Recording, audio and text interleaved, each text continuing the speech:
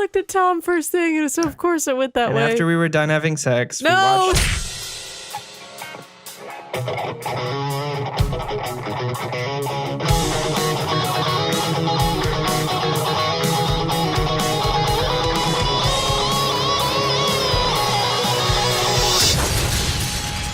Nerd On. Happy Thanksgiving, everyone, or post-Thanksgiving. Welcome to Nerd On, the podcast you didn't need, but you deserve, where all levels of nerd are welcome, especially those who annoy each other on road trips. That's like everybody. Yeah, Wow. I would say so. I feel like I wouldn't be, though. Thank you guys for coming. Thank you for listening. My name is Corey. I am Caitlin.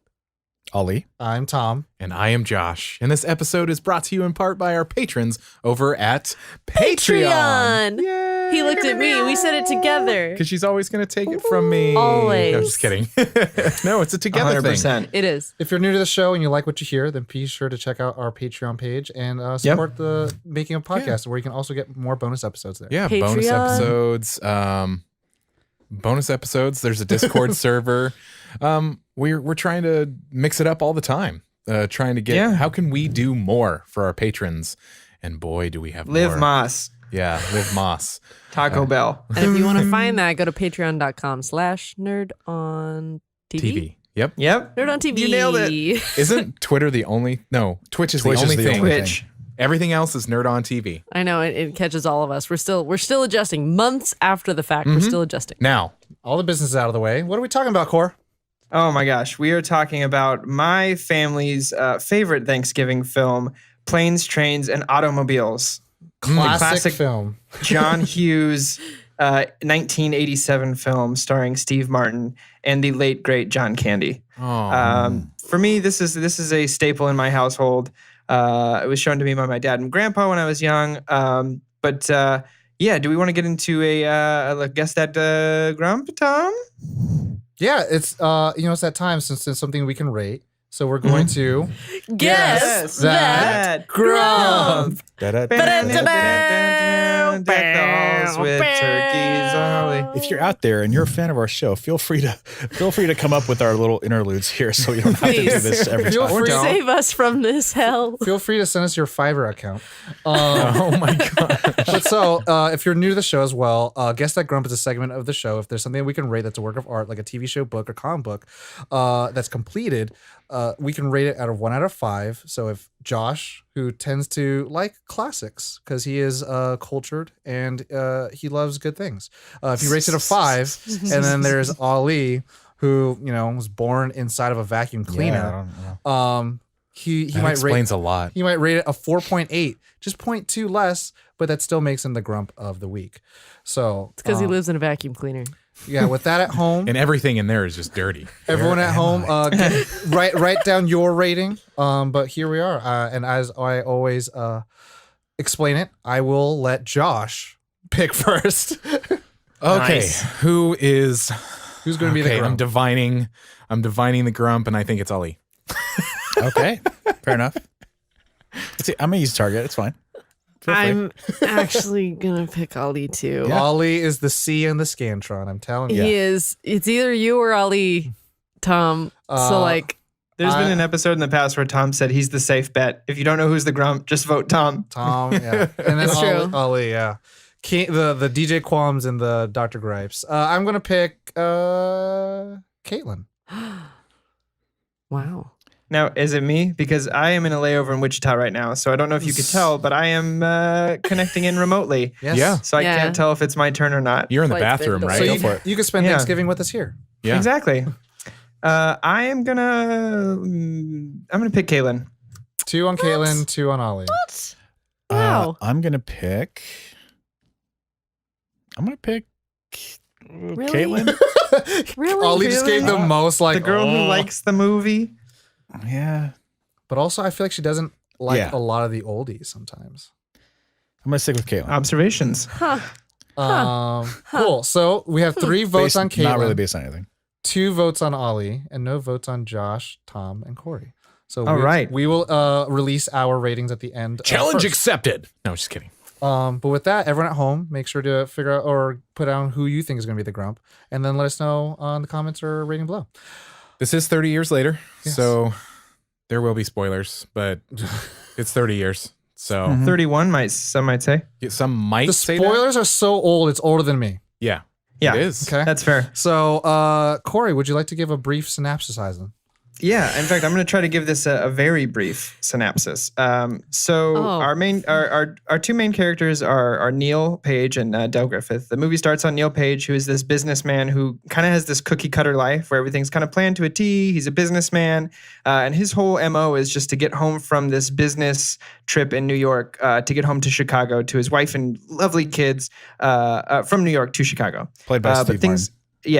Things go awry, and his flight is rerouted to Wichita, Kansas, where he meets this guy named Del Griffith, who early in the film stole his cab, starting the kind of snowball effects of this film, I would call it. Mm-hmm. And the film kind of is what we would call not a buddy road trip, but kind of in that sense, comedy, written by John Hughes. And they kind of just get into one thing after another where Neil Page, Steve Martin's character, kind of falls apart and hates it, and Del Griffith kind of rolls with the punches and tries to keep this positive attitude through everything and doesn't really see anything as a negative. And through this, they hate each other and learn to become friends through all of it. And there's a really wonderful line that Neil Page says where he goes, I got here safe, but wiser. So, if I were to sum it up, that's kind of it. They eventually all get home, and you find out John Candy, who's talked about his perfect life and how happy he is, you find out that he's actually a widower of 8 years. And Neil, who thought, this guy was just giving him crap and kind of played everything better than it should be, was really hurting on the inside. So he invites him over for Thanksgiving, and they become what I would assume lifelong friends. Yeah. How's that for a brief synopsis? Very good. You did real good. One filler that I always like Ollie uses is, and then hilarity ensues. There it is. So a little bit of information, written, produced, and directed by John Hughes, a.k.a. Edmond Dantes. Does anyone know about that? I did not know about that. Yeah. I know who Edmond Dantes is. Yeah, because you love fucking Count of Monte Cristo. Mm-hmm. But that's his name that he used on screenplays that he didn't want to be part of. Interesting. But he didn't use it on this. But he used it on other films, I think like Mr. Mom or some shit, or like Lampoon Vacation. But so John Hughes, for all those who are uninitiated, he did films such as cult classics, but also classics now that you can watch all on Netflix. Breakfast Club, 16 Candles, Pretty in Pink, Ferris Bueller's Days Off, Uncle Buck, and Home Alone. And Home Alone. He wrote Home Alone. He wrote Beethoven, Flubber, 101 Dalmatians. Oh, Weird Science, Breakfast Club. Miracle on 34th Street, Mr. Mom, and which is kind of fascinating because I've literally seen every single one of those movies. Oh wow! Except for Flubber. Except for Plane, Trains, and Automobiles. Okay. Like until this recently. This was the final stone on the see Infinity it. Gauntlet. Yeah, I had to see it for the first time. And Wow. Hughes Gauntlet. I'm not like that at all. So this film is actually based off a real experience John Hughes had where he was rerouted from New York to Chicago flight to Wichita, Kansas, and it took him 5 days to get home, inspiring the plot of this film.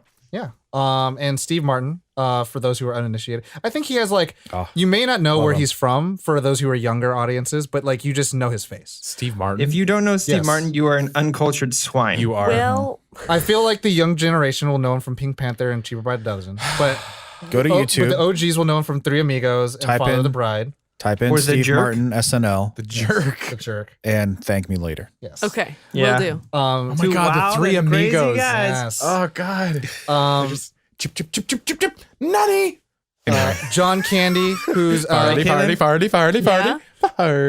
Anyway. John Candy, who's best known from Spaceballs, Home Alone, Uncle Buck, Splash, and Cool Runnings. Oh, Cool Runnings. Cool Runnings. Music by Ira Newborn, who did the score for 16 Candles, Mallrats, Uncle Buck, Ace Ventura, The Naked Gun 2.5. And distributed by Naked Paramount. Released November 25th, 1987. Runtime 92 minutes. They were to tell this story that sits at a 92% Rotten Tomatoes in 92 minutes. Do you know what the original runtime was, Tom? No.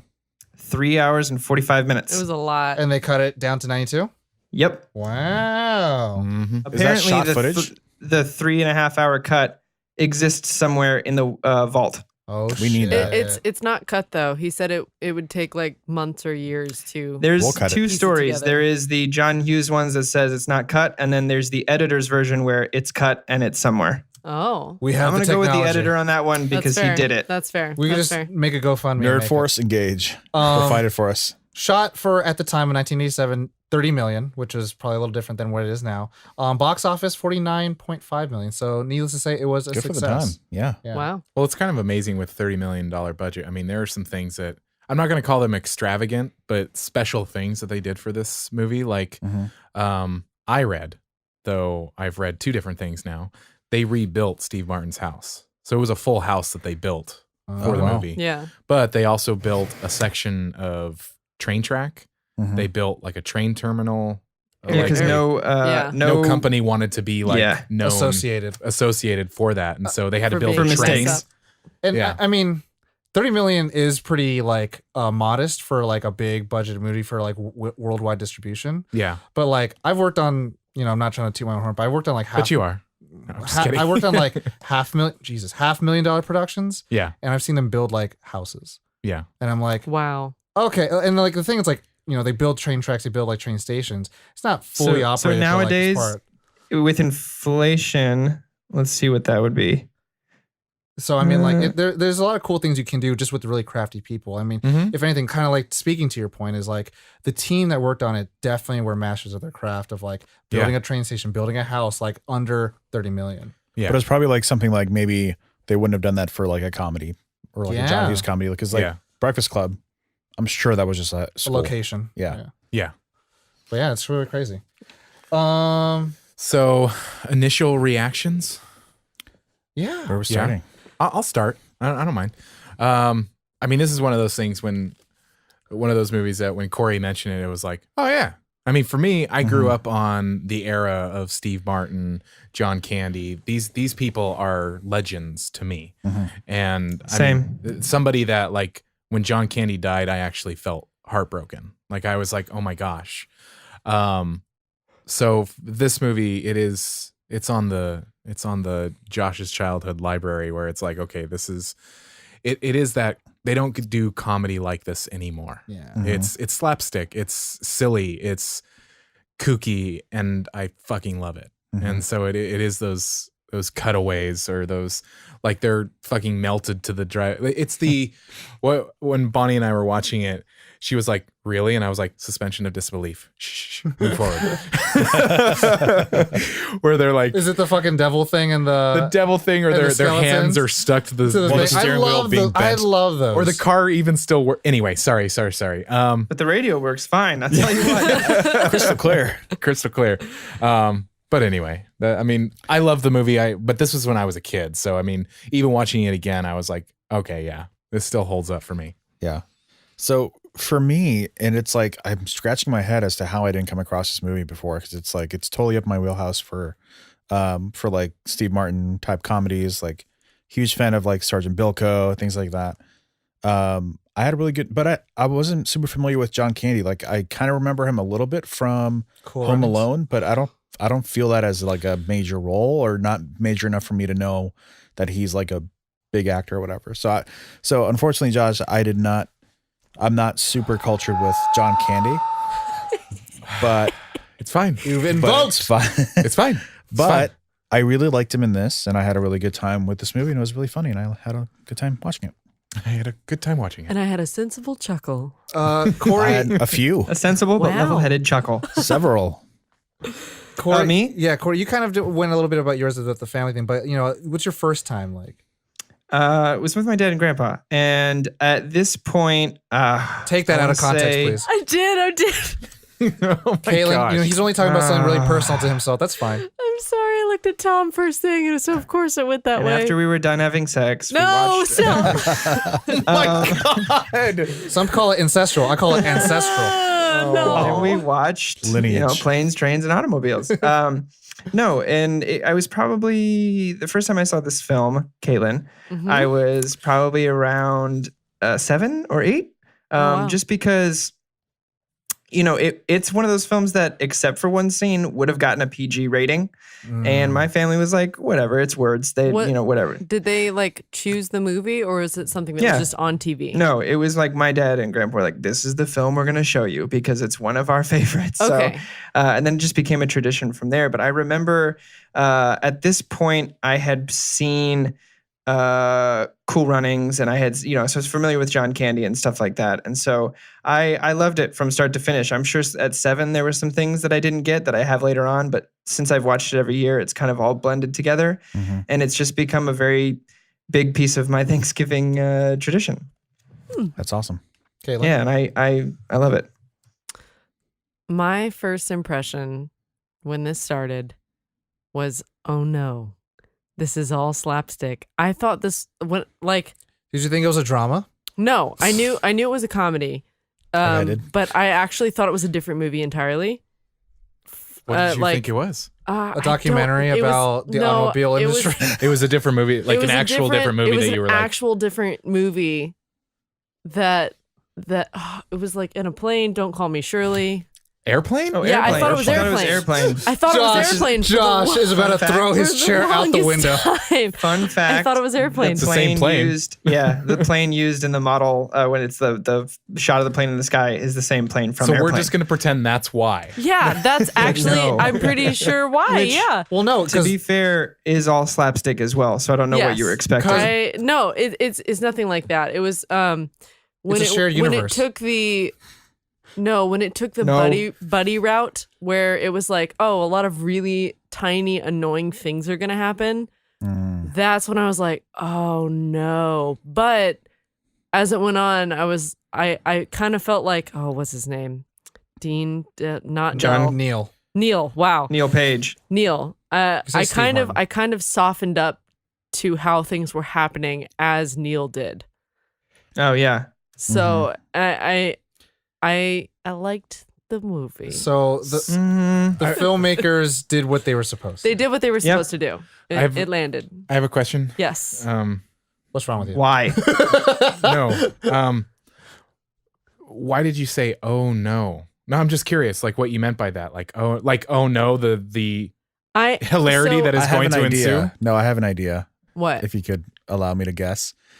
In that I kind of felt that throughout this movie a little bit, was like when those annoying things happened, they also annoy me as a person. Yes. So I don't want to Makes experience sense. them either. So I have a thing with like cringe. So they cringe got it humor right. is like So like spitting on your hand and really painful for me. okay. Like there was a Mr. Bean Johnny English. Yeah. I really wanted to go see it because Another I really master liked of his Mr. craft. Bean.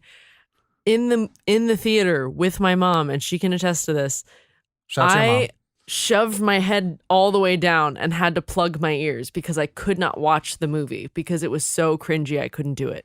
Okay. I couldn't watch the movie. I couldn't watch the movie. So I completely get it. So when these little, like, they were funny, but I was totally in Neil's mind of like, if this was happening to me You were right now, experiencing it. this would be the worst thing ever. Yeah. So that's where the oh no came from. Interesting. But it kind of melted away when it was just like, this is my life now.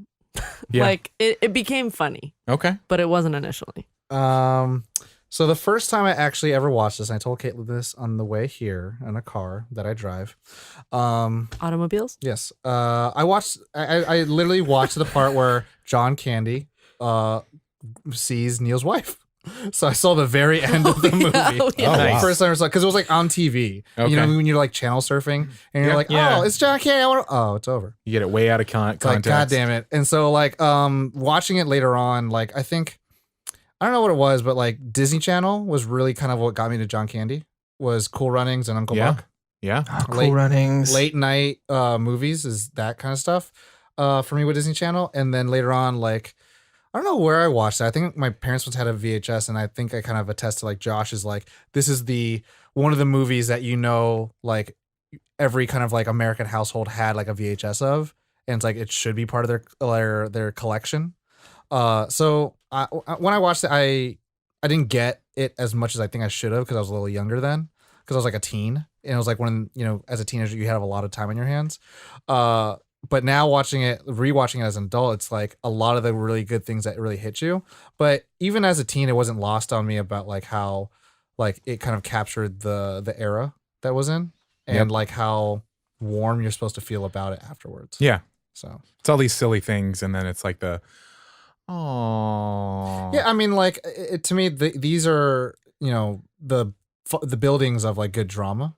Yeah. Is it doesn't have to be like dramatic the entire time. It doesn't have to be funny the entire time, but it can play to those parts of like there's a heart to the film. Yeah. Like Steve Martin really does want to go home to see his family. Yeah. And he just really doesn't like this guy. And it's like he's not a misanthrope or anything like that. He's just like, I don't care for anybody. Like I don't care for this dude. I just want to see my family. Yeah. And he like, he has a good family at home waiting for him. Yeah. And John Candy's character is just like, he's not a terrible guy either, but it's just like these two people are like oil and water. Yeah. Well, I mean, these I would say like 80s, 90s, I don't feel like it's as prevalent and as slap you in the face as it was in this era, is that lessons are like you are slapped in the face with the lessons. Yeah. They're what you're supposed to be learning from the film. The film's theme, so to speak, is kind of presented to you. The massage. Yeah, the massage. And I would say like kind of what you're saying is like you don't see a lot of comedies like this anymore. Like a lot of comedies now, I think, really use dialogue as a crutch.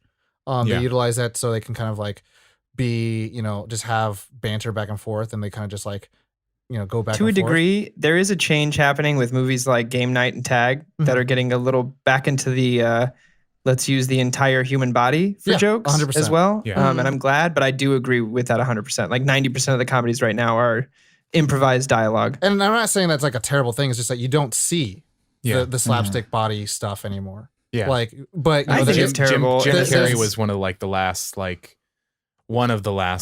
all of his movies are essentially like slapsticky and His body's an instrument. yeah, Yeah. exactly. Yeah. And I mean, there's a craft to it. There's a mastery to it.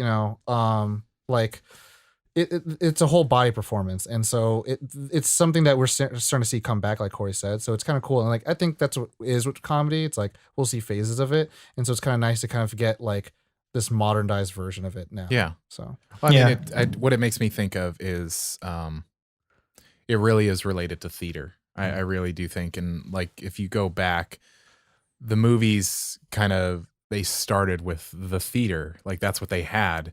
And as we move farther and farther, they have kind of taken their own paths. And so movies can explore a little bit more. Like, slapstick used to be what comedy was. I mean, that's what it was. Yes, that you had great writers that could, like Neil Simon, who could write great dialogue. But even if you take The Odd Couple, there's still a physical aspect to it. And so to show it, because the person in the back of the room needs to see what's funny about this scene, not just hear it. yes, And so with this, It's a tightrope walk. Yeah, exactly. And so as we move farther, like we're still in the 80s. And so we're moving farther away from the theater stuff. I mean, I think of Mel Brooks. I think of movies. You're talking like almost vaudevillian stuff we're moving away from. Yeah, sorry. Yeah, vaudevillian. And so like Caitlin, you had a question when I was like, oh, Naked Gun. Like the Naked Gun movies are on par with like Airplane, where it's just it's a lot of sight gags, slapstick, like wordplay. What is funny might not necessarily be what's right in front of your face. It might actually be what's behind the action that is going on. So like in Airplane, like a nun is doing something silly. In this one, the guy is saying, this flight has been canceled, and on the sign it says nowhere. You may not notice that, but it's what's going on behind. The destination is nowhere.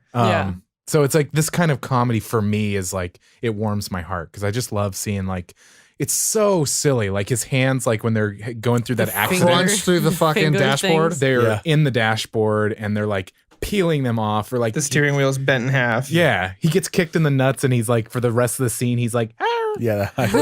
It sounds like you kind of bring us into our first part, which is favorite parts. Oh, yeah. Do you want to continue with that some more? I mean, it's Please do, Josh. okay. And we can kind of Fine, like I go guess back I'll and talk forth about too. my favorite things. You've heard of 6 Degrees of Kevin Bacon. I'm Yeah. starting 60 Seconds of Kevin Bacon. No, Seriously, I seriously. just thought that was so funny. That it was was just like, interesting. oh, It's Kevin Bacon. I totally forgot about this. So I had like a weird thing because like I'm going through my Netflix fucking library of like the list that keeps growing. Yeah. Of like watch later. And I fucking watched Animal House again. Okay. And fucking he's in there in the first fucking like scene. I was like, oh my God, Kevin Bacon is in everything. But what was so funny is that some people were thinking that the movie She's Having My Baby and this movie are in the same universe because he looks the same, he kind of acts the same. But later on, the wife is watching She's Having My Baby. Anyway. Which is strange because didn't it come out after? Which movie? She's Having My Baby? Probably, but they're saying that it's kind of in the same. Yeah, I just think it's funny she's watching it on TV and it hadn't come out yet. I like any of the kind of the silly things. Okay, so like when he's noticing who Dell is and they flash to like the the fucking just the car door. The reaction. Yeah. Because it's not the same shot. Airport. Yeah, exactly. It's in the airport. I'm like, wow. It's him piecing it together. Yeah. So good. We could go around the rooms. Caitlin, favorite part? My favorite part is something so small, but it's in the when they're in the motel, the Briarwood, whatever. There's a hotel. Briarwood Inn. The first one. Okay. And they're staying in that like sex motel with the vibrating bed. Yeah. And when they lay down to sleep and everything, on either side of that painting are the two hands? dirty handprints. Yep. And it was just like, you already know how uncomfortable they both are about the whole situation. And that Plus he spilt beer in the bed. and he spilt beer in the bed, which And he left sopping towels all over the bathroom. And oh my God, having to watch his left him the foot fucking touch hand rag. that towel. fully soaked towel. Fully soaked, Wet, like the moist water. towel. Watching, that was painful. But the attention to detail to like peak all of those nerves was probably my favorite part, because that's what sold it for me to just be like, this really is the worst. So I feel like you're like the gif of like the kid who presses all the buttons. Like, these are all the bad buttons. Presses all of them for you. Yeah. You pressed every single one. And you know what? Nailed it. Good job. Corpow? Oh man. Well, I think The whole it's kind of movie? cliche. No.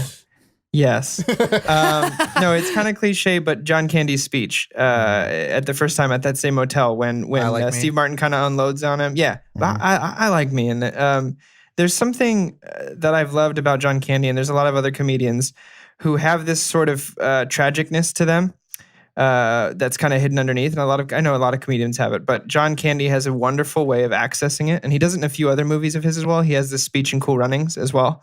When he's talking to the commission for disqualifying the Jamaican team. Don't And he spoil it just for me. hits this, well, too That's bad. your fault. That's true. 20 years later, spoiler alert, 25 years.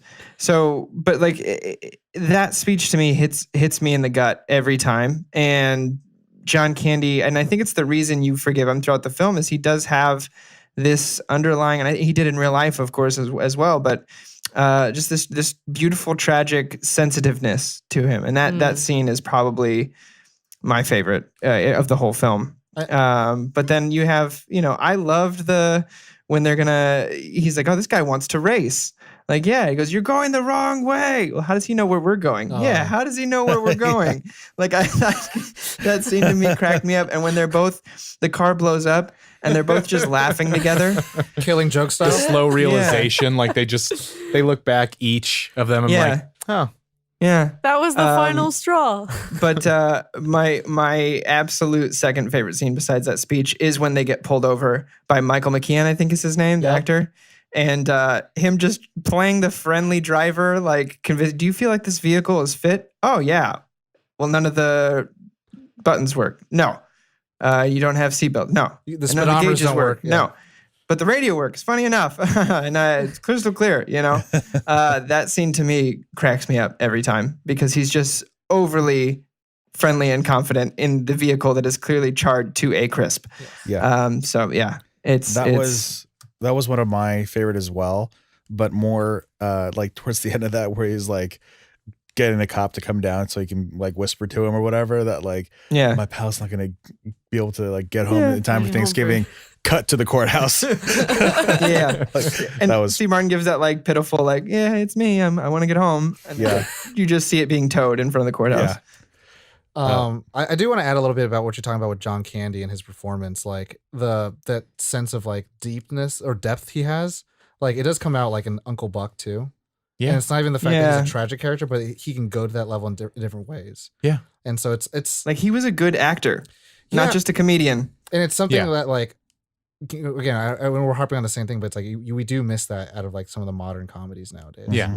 Where like everyone's just kind of like, as Caitlin would say, trying too hard. Are just assholes to each other. And whoever could be the better asshole to each other wins. Yeah. Everybody's trying to be the funniest person on the planet. Where this one's here, it's more like whoever is the most genuine actually wins. Yeah. So, anymore, there's just a lot of one-upsmanship. And in this, they weren't trying to like one-up each other. They were more like, all right, let's get real then. Yeah. John Candy and Steve Martin have both separately said this was their favorite film of their own. Wow. That's awesome. I also thought that was cool. Being like him getting to the rental, being dropped off the rental lot. That car there. And the car not being here, but then him like coming up to the desk with like his tie around his like head and like all the F-bombs. The 16 F-bombs. And her response is beautiful. Yeah. I don't care for your tone. You're fucked. Oh, yeah. It's like, damn. There's also another bit I love. So, you know how he gets the room for the $17.36 or whatever it is, and he walks out, and John Candy's like, I have $2 and a Casio. Casio. He does this wonderful thing where he like rolls it across his arm and like across his hand a couple times. Yeah, and he like peeks his eyebrows. I love it. Oh, that was cool. Him like selling the earrings, shower rings, shower rings. They have a quick $100, so they're lighter. Yeah, that was one of my favorites. Yeah, filled with helium, so they're lighter. They used to make you look older. All of them give money, like 18. Any other favorite parts, Ollie? Oh man, there's a bunch. While you yeah, you go. I have two. Okay. One is the very end. Fucking Paul Young. Every time you go away.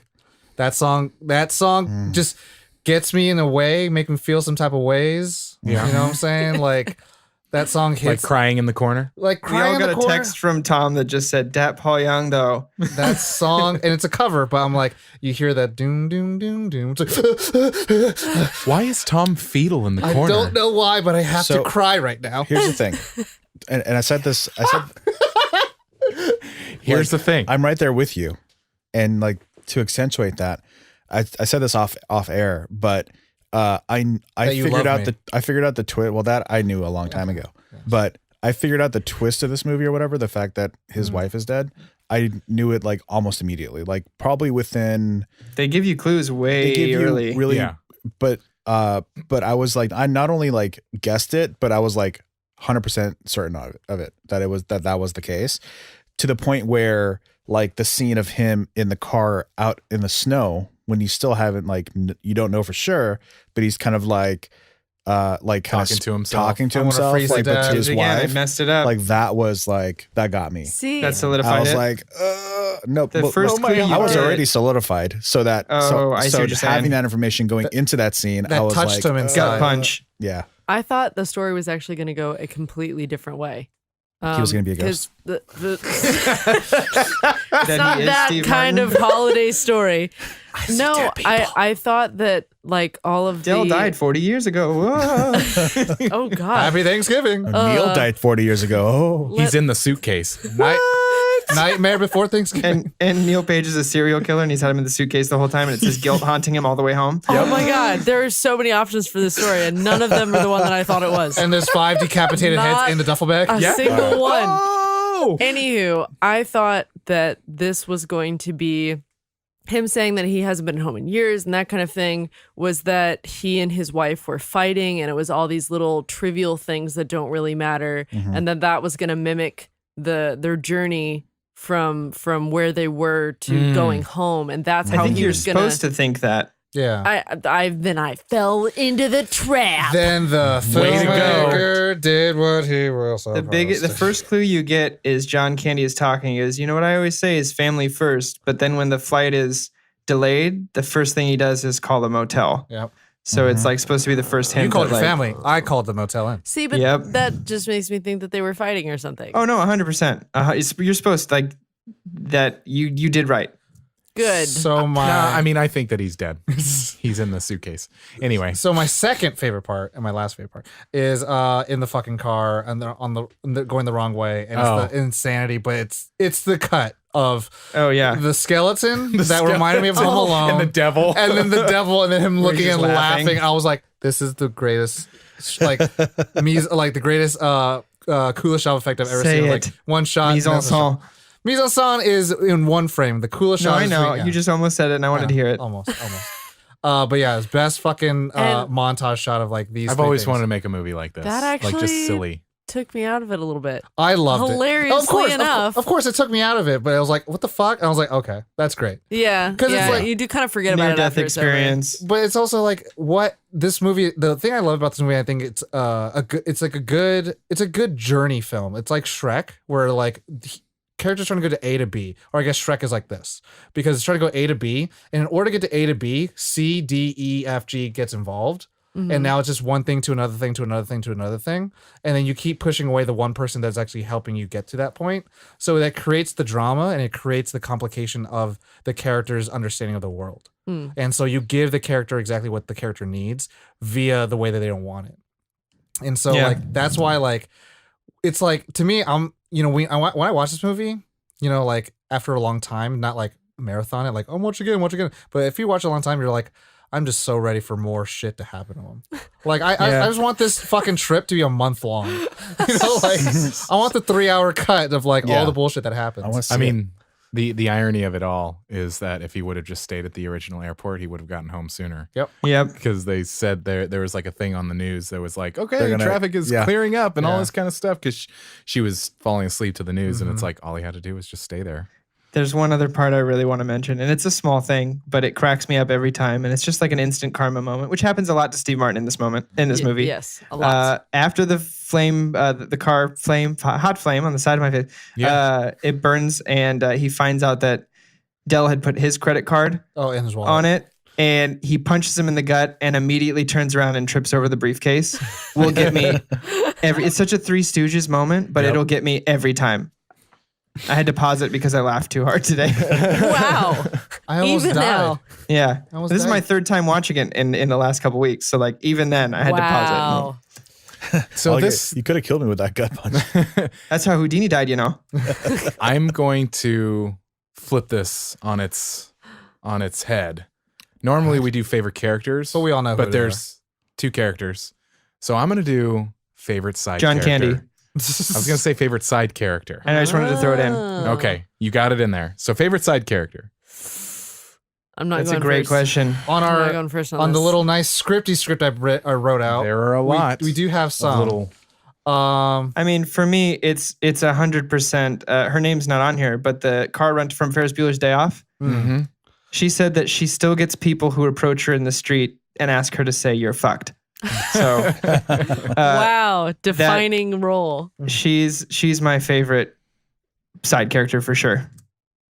Because the cool thing that I saw with all the side characters is like every single one of them went to go have careers. And Yeah. so it's kind of like really cool to kind of like see this like little, this is like earlier work that they've done. It's like everyone is in something and they're all kind of known for like roles that are kind of based around these kind of characters. Yeah. It's kind of funny. Oh, I know. Well, she had done Ferris Bueller before this. Yeah. So it was kind of like a Howard Hughes, Jesus Christ. John Hughes friend kind of thing. And, but like the fact that he goes on off this rant and she just calmly goes, well, then where's your rental agreement? I threw it away. Oh. I just love that. And apparently there's a little bit of like the first one or two takes she did it, how it was written in the script, like before he walks up, you know how she's on the phone. And apparently John Hughes just was like, hey, do you mind just improvising? And she improvised all her lines until he comes up. And the finger up was her Nice. improvisation. And she was like, he came up to her, he's like, how did you come up with that? And she was like, oh, I just based it on my life. And he went, yeah, I get it. So that was, anyway, I'm done. My favorite side character was Gus's nephew, the truck driver, his wife. or girlfriend, whatever it was. Who can carry luggage really? Who Baby came out sideways and she didn't scream. She doesn't say anything. She doesn't even get to do anything. Like just the way that she comes out of the truck, you're like, oh, she's gonna fuck up something. She's gonna fuck up a bitch right now. Yeah. Like That line catches me by surprise every time too. What, about the baby. When he's like, her baby came out sideways, not one scream. It's just like you feel like she's some kind of eldritch horror that just waiting to be unleashed. She was great. She didn't even do anything, and I loved her. Ali, I like that. Good choice, Kaylin. I think mine is also the rental car agreement lady. Oh, she was hilarious. Yeah. Just because of all the things that you said. Because like holding up the finger, things that like you that. said. That You said a lot of typical- words. And they were good. But it's like I feel like it's probably like the earliest version of that kind of character where it's like she has more important things to do than to help the customers in front of her or whatever. Yeah. Like she's on a personal call. But then her interaction with him was pretty great. Amazing. Her name is Edie McClurg, by the way. Edie McClurg. Edie McClurg. I think I like Owen. So Gus's nephew, the guy who drives it, because like I rewatched this His and I was like, faces. holy fuck, it's Kurt Connors from Spider-Man. Every time he went. Yeah. And then I was like, oh my god, it's so good. And I was just like, that's the cool thing. Like, I don't know, there's a lot of like cool characters that they meet along the way. Well, you have Martin Ferrero, who's the lawyer from Jurassic Park.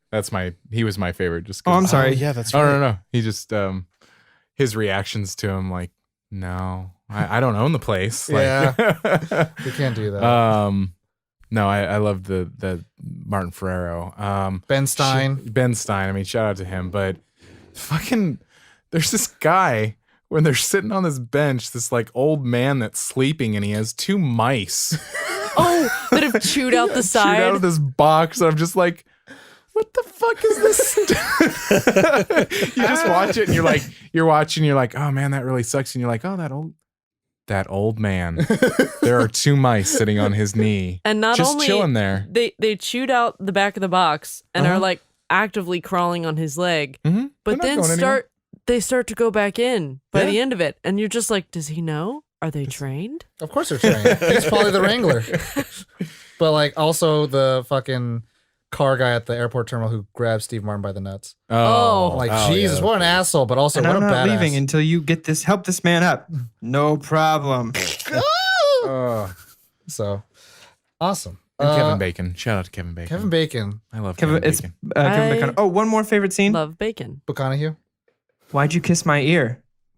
Why are you holding my hand? Where's your other I hand? don't- Between two pillows. pillows. That's not two pillows. The Bears game. Oh yeah, I think they can go all the way. Immediately trying to go macho. Yeah, I loved that. Why'd you kiss my ear? It's just the best. It threw me off guard earlier because Tom was telling me in the car that this is I play the fifth. well, he said it, so he was like, yeah, this is one of the manliest movies I think I've ever seen, and that was like That's funny. apparently ranked just under Predator, so this is a pretty manly movie, guys. Because there's hardly a lot of like romantic interest like that happens. Like it's already Oh, I established, see. and so you only really have these two characters, and it's like their voyages through the fucking United States. Yeah. And it's like it's a fucking Okay. manly ass movie. I also like the just him like using the little tiny towel to Oh like my start God. to dry Oh, yeah. himself off, Washcloth? and he goes try to like dry his back with it. Like I thought That's that was literally happened to me way too many It's the times. best. It's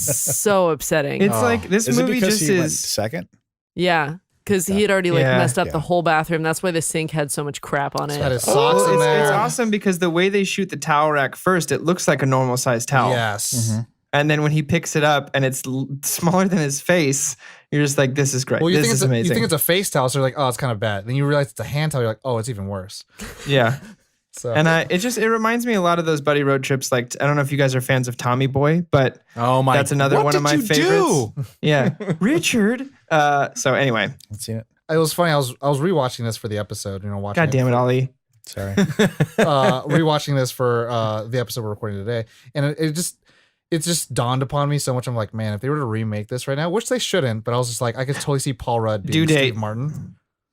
Due Date is supposed to be a spiritual remake. Yeah. But what is? And it doesn't come close. Due Date which with is Robert Downey Jr. and Zach Galifianakis. Oh. Wow.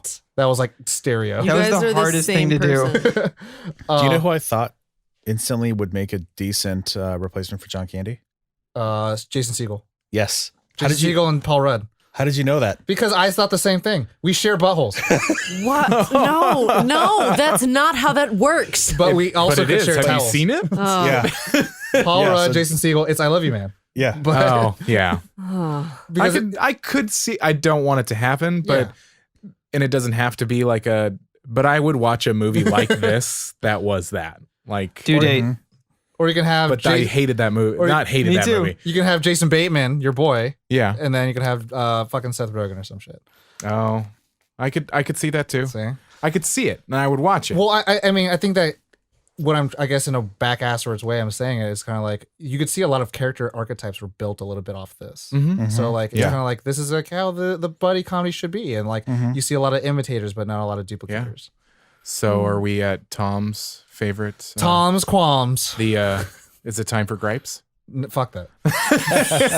Gripes are There's for always vineyards. time for gripes.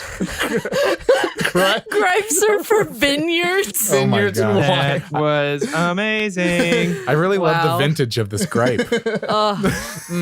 This vintage gripes classic. swirls That- the glass. That barrel taste, which is whiskey. But Before we get into this, there was a question I didn't answer and I totally forgot. Is how much was 30 million today? back in the day. Oh yes. 67 million now. Oh, Okay. So still relatively still- small. Yeah. Still like what you would see for like a comedy movie nowadays. Yeah. Yeah. So qualms. oh, that's hard. I'll go I- first. Yeah, go ahead. Yes. I don't have any. No, no. The qualms are not qualms. They're just They're discomfort. Okay. They're They're quims. They're quims. They're Quins. they're discomforts.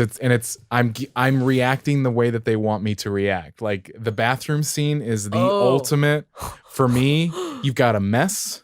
You've got dirty socks in the sink. There's no clean You've got- towels. I can't stand it when my towels are wet. When you step down and it's all wet, it just drives me fucking insane.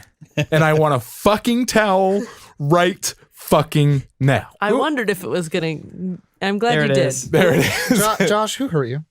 Sorry. Who pissed on all your towels and left them on the ground? Have you ever lived that real situation? Yes. Okay, me too. And That's probably why I'm having. Yep. You get PTSD right flashbacks. now? You get flashbacks to how terrible it was when you don't have a clean towel. The I bet you bathroom is whoever a wrote mess. that also lived through that. Oh, Mhm. 100%. It's probably the rental agreement woman. Probably like so. life experience. But yeah, no. That, Like I I'm- said, am whoever, like I didn't know it was full on John there Hughes. with you, Josh. Yeah. Full. Yeah. So, So- it was, I have no Alright. gripes. There's nothing that I would change about the movie. You just wanted to say that. I just wanted to say that this is, or the That it's fucking, foul. Owen when he kept going. Oh, no. And the no. facial, but That's what the made me laugh calm was his version of facial that. expression. Oh, just He would- froze, kind of his- like that. His sinuses. His mouth would be open, his nostrils would be flared, and he would make a pig noise like Yeah. That's like the it's ASMR for you guys. horrifying. That's not no, Tom, no. Some people. No, he's gonna talking do about that. for our listeners. Because I snore. So if I do that, maybe I'll be better. Clear your Ugh, nostrils or I'll snore all God. night. Like it both sounded like it was helping and making it worse. At the same time. Like he did it so breaking perfectly. even? It was upsetting. It was just upsetting to hear. Okay. Yeah. Oh, sorry. So I had to piggyback. So the but bathroom scene just made me just cringe. Yes. Just Caitlin, Anyway. any qualms of the movie? Actually, yes. One, I don't like how it ended. It's personal baggage. It's not a real qualm. Oh, you don't like happy families? Yeah, I hate it when That's really families are together Yeah. for the holidays. It Yeah. makes me so upset. Yeah. Where's Macaulay Culkin? Where's Kevin? Yeah, like It was he's a never Lawrence gonna find his mom. But I guess I I'm just the want. father. I wanted more for Dell. And I was happy that he kind of got this, he has a home now. He has a home, he There's has new a family. tribe, yeah. But I guess I just wanted a little bit more for Dell than what I got. And that's just me personally. I still think that it wrapped it nicely in a little bow and everything. But it's not about wanting more. Did you want Steve Martin to be like, and here's my wife's sister? no, not at all. But hold on. It's not about wanting more. It's about being thankful for what you have. Boom. Thanksgiving. Meow, meow, meow. Happy holidays. Like when they kept saying that, Patrick, I was like, shut up, stop. I just thought of Don't Be a Menace. When he goes in, he goes, theme. The mailman comes in and goes, tink, theme. Yeah, I mean, that's basically the whole point of it. And I know, and like I said, it's not a real qualm. It's just personal baggage. I just wanted more for Dell. That's basically it. Aww. I wanted him to be, I wanted him to have a happier ending than that. Yeah. Corey, any qualms? Corpow? Let me guess. Nah. Like, Tom? honestly, like my honest opinion is you have two of, like Josh said, the comedy kings and one of the greatest film writers of that era. It's really hard to miss. It's essentially a slam dunk with a 40-foot hoop. With a ping pong ball. Yeah. I'm so happy for that visual. So Ollie- and the music, everything's there. Ollie smocks and free. Let me guess. There was not enough theme. You would like it to I would have crescendo. liked. I would have liked the music to swell at the right moment. You know, like a little tum to tum. No. Yeah, for me, it's hard to separate. It can't. Well, I'll put it this way: it can be challenging at times for me to separate, like, the fact that it was just like a product of its time. And to me, the thing that kept sticking out to me was the music.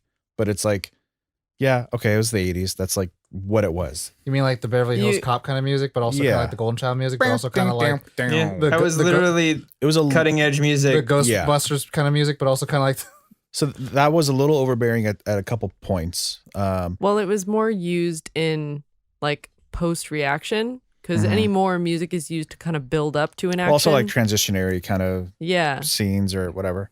But the every only time you thing go that away- I just from like, and maybe you guys can help me through this, is We like got you. I felt like he we're watching his character develop. I'm talking about Neil through Steve Martin's character. Steve yeah. Martin's character. It's Neil, right? yes. Yeah, through the Yeah, Neil course Page. of Neil Page. Thank you. Through the course of the film, and I feel like we don't like. We saw his progress towards John Candy's character, but we didn't see him affecting the world. So like him going up to, as amazing as that scene was, him dealing with the rental car lady, I feel like was a good opportunity for him to show some of that development. Oh, Maybe but he like, hadn't developed by that point. well, wasn't that at like all. towards? No. No, I guess that was. That's the height of his, and if you remember, that's all karma. It's like that whole 10 minutes and after that is karma leading up to this moment. I don't think he learns a thing until He's outside. after they've towed the car, essentially. Well, I felt like it was like when he invites Candy or he Into invites the Del Griffin the into the second hotel. motel. Yeah. When he's about 100%. 100%. to freeze to fucking Okay. death. Because I get what you're talking about of like he doesn't affect the people around him because he does do a lot of things for himself. But the thing is, the one person that's actually trying to help him, like out of the goodness of their heart, not because of a vendor or of a merchant, like he does then turn the table and be like, I'm going to help you. And it's more of the sense of like what he does when he has all the faculties to not help him. Because the other people are all not really obstacles. They're more just hindrances between him and point B. But he sees John Candy as an obstacle when John Candy's actually helping him. And like when he finally is on the way home, he has all the whereabout to be selfish, to be the way he was in the beginning of the movie, but he doesn't. Yeah. Then he does. Then he goes back and All saves that stuff. growth happens right at the end, basically. It's kind of like at the end of a Saw movie when not you quite see right at the end, but Right closer to at it. the end. And then my only other gripe was which Qualm. I think, whatever. Half the Tell me time your I gripe. Half the time I do it by accident, by the way. You do? I do do do. by purpose all the time. T. you don't have a choice about doo-dooing, Tom. That's all bodily functions. Anyway, continue, Ollie. It was the sort of hyper realistic parts of it that I didn't love, like the steering wheel bending, his high pitched voice. Like I was like, okay, I get it, you're doing it for comedy, but like that was the one thing where I was like, I'm not fully on board with that. It's going to work for some people and it's not for others, for sure. I am of the loving it. Yep. You rather have a glowing sword that glows. And I wonder if I would have had a different opinion if I had seen it like in the 90s. Probably. Yeah, I mean, like you said, there are things that are products. There's little bits of it that are, you can't help it. When you make a film, part of it is a time capsule. Right. And that's just unavoidable, unfortunately. It's like Ralph and Ninja Turtles being kicked in the nuts. It's like, yeah, you have a shell. That's such but like a good when point. I was a kid, that was hysterical and I loved it and it worked. Yeah. Or him being in a trench coat and people believing he's human. Exactly. Yeah. So yeah, I know, I understand. But I mean, Suspension of disbelief. Have you seen the people in New York? Yeah. Oh. I lived there for 3 years. Everybody eating pizza and the second one. They all look like that. They all Was the have first green bulky calves. Yeah, exactly. Second one. And webbed feet. Yes. My qualms is I have none. Yeah. I think okay, so I thought about it, and I did one of the things. I think our cardinal principle is not to try to trash a movie if we don't have to. And I was really looking for things that I could like try to take away from it. And in doing so, I watched a bunch of John Hughes movies actually. So I watched Breakfast Club and 16 Candles, Yeah. and then watched this, and I was just like, this is way better than both of those movies. Sadly. Yeah. Interesting. Get out of here. Sorry to. No, I was just no. going to say, sadly, one of my nicknames in high school was Ducky. Go on. Well, Yeah. Oh. It wasn't delicious, Ducky Josh. for life, dude. Breakfast Club is one of my favorite comedies of all time, and I think it's better than this. So that's interesting that you said that Because you hadn't seen this one. because I hadn't seen this one. That's, grew up with that's that what I one. mean. No, but that's exactly true because I saw Breakfast Club way back when, Yeah. and then several times since. Yeah. But this was the first time me seeing Planes, Trains. So that's interesting. Yeah. I mean, again, this is one of those sometimes Peeling when back the layers. Well, we're it's probably 'cause- culturing you. It's probably because Breakfast Club has this, Battle of Helm's Deep, and he like watches it and he like, Yeah. Yeah. that made him just like I it more. remember I'm that. kidding. No, I mean it going back to what we've said ad nauseum, I mean, some movies just are time capsules. And if you didn't see them at that time, sometimes it's hard to jarring adjust. in a sense. Yeah. Especially when you're so used to what modern entertainment is now that it's anyway. Everyone has varying perspectives, Yeah. which is why we always talk about how all nerds are welcome because all of us are coming in with different angles of Caitlin viewing bringing it media. full circle. That's true though. But like me, I know. me loving Just Breakfast proud- that Club was good. more is probably why I love Kevin Smith movies more because it's about a couple guys in a room Because you can talking. see inspiration of Kevin Smith movies from You can. John 80s Hughes. Oh yeah. John 100%. Hughes movies. Yeah. John Hughes set the trend for a lot of people. Yeah. Mm-hmm. So we rate. Now we time to rate. I'll go So- first. We Yeah. time to rate. Who had points on who? Oh, yeah. What- True, what true, true. was the- It's you. It's I you think two. Caitlin had 3. Caitlin had 3, then Ollie had 2, and then damn. the rest of Okay. us had none. Yeah. I'm so excited for So this. you 3 first. Corey and Josh, let's hear your 5s. Josh, go ahead. Well, actually, it's a 5. Oh, I'm so shocked by this. Wouldn't change a thing. Corpap. Mine is a 4. It's a 5. It's 100% a 5. I was gonna say. I don't give them out a lot, but there it is. You know what? It's funny. I really don't want to, but I'm going to give it a 5. Yeah, It's the reason why I don't want to give it to it because it's like it's weird. It just feels in this weird place of like it's not. It doesn't sound like a Godfather. It doesn't sound heady. It doesn't sound heady like the Citizen Kanes or blah blah blah. Right? But there's seriously nothing wrong with this movie for me. There's there's nothing I can. You encapsulated what I thought exactly. Continue. Sorry. There's just nothing bad from it. I'm like, I could put this on at any time of the day and just feel good or feel any way I want to I'll feel. watch it anytime. Yeah, it's like it's I can watch it it's what for breakfast. I will always watch it if it's on TV or if it's like someone's playing it at someone's house. But what if Breakfast Club is playing at the same time? Then we're changing to that because I give this movie, Not in my house. drum roll please, 0.3. 4.3. Wow. Higher than you thought? Caitlin's Lower than I thought. Lower than I thought. Lower than I thought. Caitlin's Yeah. knees locked so hard it hit her in the face. Yeah. Yeah, I'm gonna have a black eye tomorrow. Mm-hmm. I can have a black eye here tomorrow. What? So what? Explain your 4.3. So it's just not my favorite type of comedy. Mm-hmm. And I didn't have anywhere near, and this is going to break Corey's heart, but I don't think I had a single Not at all. laugh out loud moment.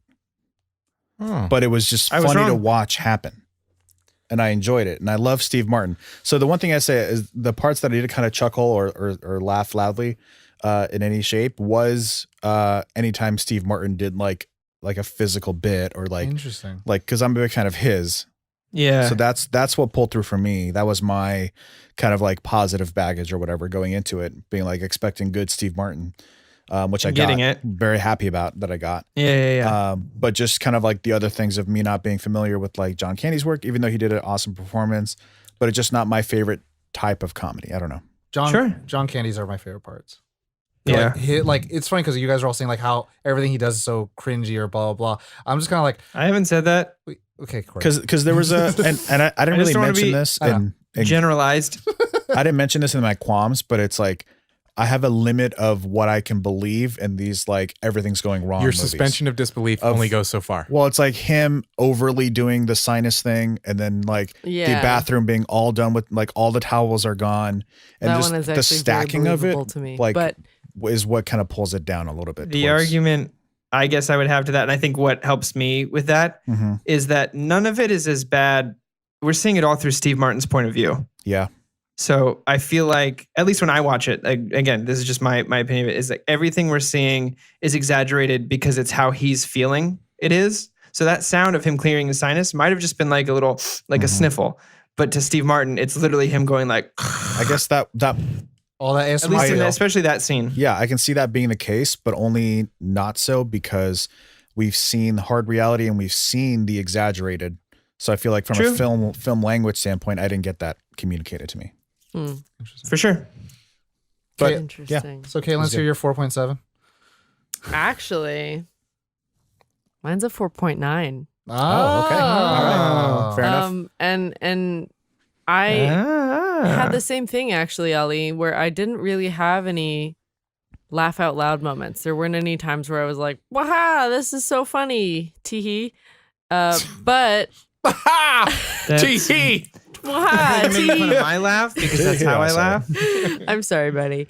That's okay. Shout out to all those who laugh like that. But I liked the story. I like the story. I like the story. I wasn't in it as much for the comedy. I was more in it for the progression of basically watching Scrooge become a nice person. Like, and having that personality soften over time and seeing outside of their own perspective. I liked that. So the personal baggage of wanting more for Del is kind of where I take off for that, because what I personally wanted from this movie didn't come to full fruition. Yeah. So that's where I like take off your point one. You would have wanted my point one. I would have wanted a teeny bit more for Del or Neil's family to be dead. No, so they can be with each other. You were sold on the Neil story of going from like, I'm a businessman and everything has to be right and I don't care about anyone else, to I'm not wearing hockey pads. God, I knew. I should have known. A little bit? No, you got it. You got it all the way. I just was upset because you did. Are we still talking about the same thing? I was just going to say going to caring for others, and you bought that whole. Yeah, I bought that aspect, and actually, because he is a businessman who travels a lot, so there are some times where things just stack.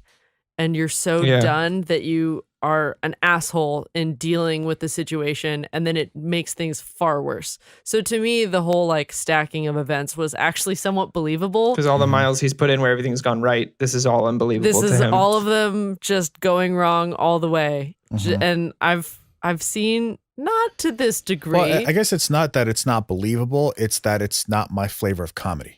That makes sense. No. That's not the hilarious things to me about it. Gotcha. So that's where it's like, okay, well, if that's supposed to be the hilarious things, then I'm not, I get you. Yeah. You have no soul. It's okay. Don't worry about it.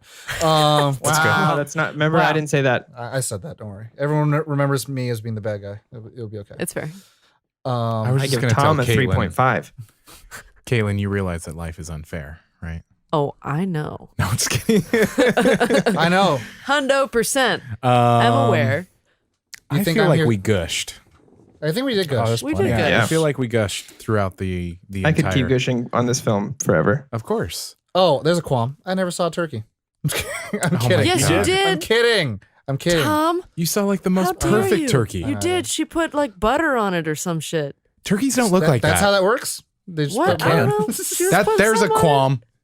There it is. Turkeys do not look like that. No, I'm just You kidding. haven't been to my house for Thanksgiving. Wow. And he winked at me when he, He said did. that. That was a very seductive wink. Thanksgiving and chill. My wife and I were watching Family Guy the other night, and Lois walks in and puts a frozen turkey on the counter, and it makes this like ka-tunk, and Stewie just goes, "Yeah, that's what a turkey from a respectable family sounds like." And I just couldn't stop laughing at it. Aw. Thanksgiving and chill. Well, Make it a thing. Make it a thing. Thanksgiving and chill.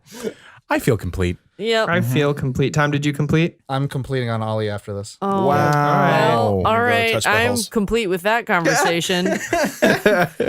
Those aren't pillows. I'm just saying. Thank you, everyone, for a wonderful November. Yes. Thank you Yeah. so much. Thank you for being you. We're really appreciative. We of like you. We like you. Everybody that's listening. That includes just people that just picked us up. We're like, oh, I wonder what this is. Thank you for listening. Thank you to our patrons for being along for this ride. This crazy crazy ass, awesome ride. We really appreciate you. The people that just are lurkers and they listen. Yeah, and if you guys want to talk to us and really want to get like kind of a dedicated line, join Patreon, become part of the Discord chat. Like, we love talking with you guys. Or just message us on Facebook. Mhm. We're everywhere that you want to talk to us. We'll go in depth in Discord. That's where like the real long Deep conversations conversations will happen. I send But- mushy letters and Oh yeah, that happens Yeah. as well. I do want to say this month of November. Pictures of oatmeal, he means. This Yeah. month of November, we got 5 Thursdays. So we Oh, have yeah. 5 episodes. So you guys got your bonus episode. We're not doing it. I'm kidding. Totally kidding. This is going to be a bonus episode. But yeah, so thank you so much. If you are new to Nerd On and you would like to know more information about us and where to find more of us, check out nerdon.tv. That has all the stuff. It has links to socials, YouTube's, Twitch. Josh, linky Old links. episodes. Linky links. You can you check. always say. Yeah, the linky links, the likey likes. You can check stuffy another stuffs. podcast that is part of the Nerd On family called Trope Time. Check Yes. that out. It is the first Monday of every month, so it's coming up. Something that I'm thankful for. Yeah.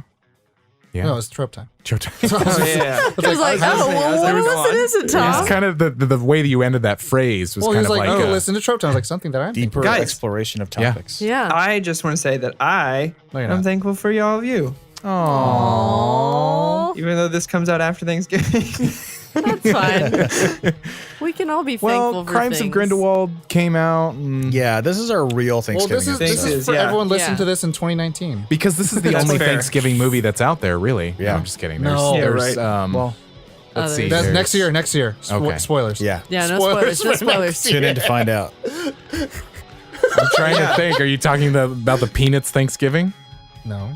The Say one that penis? I told you. Yes, the Yep, Peanuts he did. Thanksgiving. That's the one Actually, I have a starring story me. about this. oh my God. I used to have a VHS of some. I don't remember what the movie was, but there was an ad for Peanuts, the cartoon, and I don't know who was behind whoever made this commercial, but they put the kid with the lisp with the line that "I love peanuts," and. Oh, yeah. I used to think it was the funniest. I still think it's the funniest thing, but that's burned into my brain now. So if someone can find that commercial and send it to us, I'll love you forever. So happy Thanksgiving, everybody. Yeah. On that note, on all that gratitude, Now all you that can, Now you love, can start playing Christmas music or holiday music. now you're Whatever you allowed feel. to. Now you're allowed to. Yeah. As always. Nerd on.